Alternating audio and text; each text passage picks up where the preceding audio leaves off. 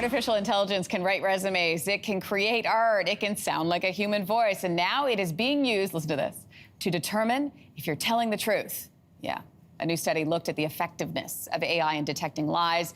It found that AI is more accurate than a human judge, but there are also some consequences that researchers did not expect. Joining me now with a closer look is Dan Riskin, CTV's science and technology specialist. Good morning to you. Good morning. I had eggs for breakfast. Am I lying or am I not lying? Well, I just have good old-fashioned human intelligence, so I have no way of being able to tell. But artificial intelligence would take a crack at it and would probably do better than I would.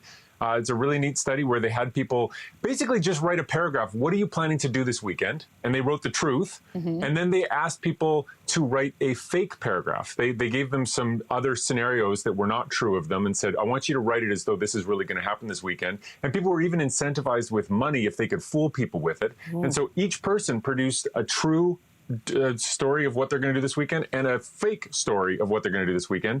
And then they trained the AI model to distinguish them. And the AI model was able to tell about 2/3 of the time whether the person was telling the truth or whether the person was lying, which was people couldn't tell at all. It was 50-50, but the AI was better than people. It was better, like 2/3 of the time. So you said they trained the AI model. How did they do that?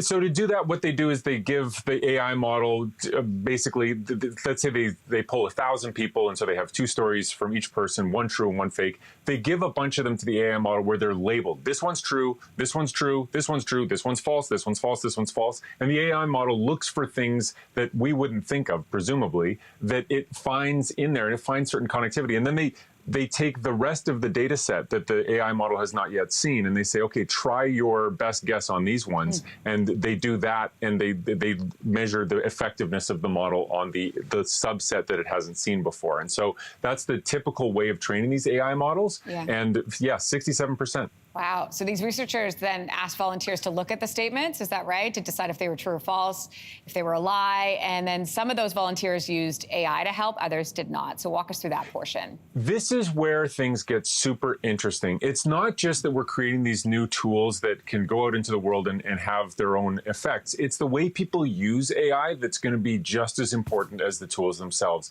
And what they found in this study is that when people had an AI model that they knew was only 67% accurate, they trusted it completely, so that if they weren't using AI and they read a statement, they were very hesitant to accuse the person of lying. They hardly ever accused people of lying. But when the AI model said, I think this is a lie, they always went ahead and accused the person. And so the false accusation rate skyrocketed when people had this tool available. And this is the kind of consequence that we really need to think carefully about as we build these AI tools. You build a tool, yes, it's better than people, but it's not great. It's only at 67%. Right. But when people have it, they use it as though it is the complete authority. And that's just human psychology. And so we have to make sure we're protecting ourselves against those kinds of misapplications of artificial intelligence. So Dan, we were just showing footage of a polygraph. So I'm just wondering what like the practical application of all of this is. So how would that affect sort of the means that we use now to detect lying?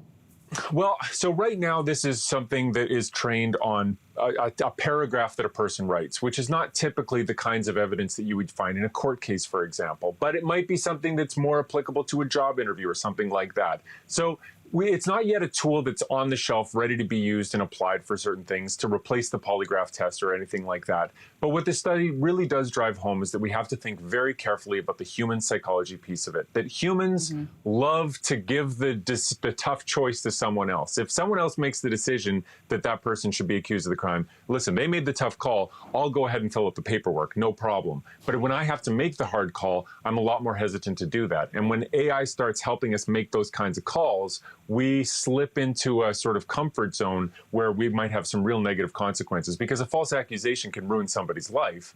And we might be facing more of those if we're using AI to help us figure out who's telling the truth and who's lying. Oh, it is fascinating. Dan Riskin, always a pleasure. Thank you. Thank you so much. Hey, thanks for watching. If you liked this, be sure to subscribe here, or you can check out more Your Morning videos right here.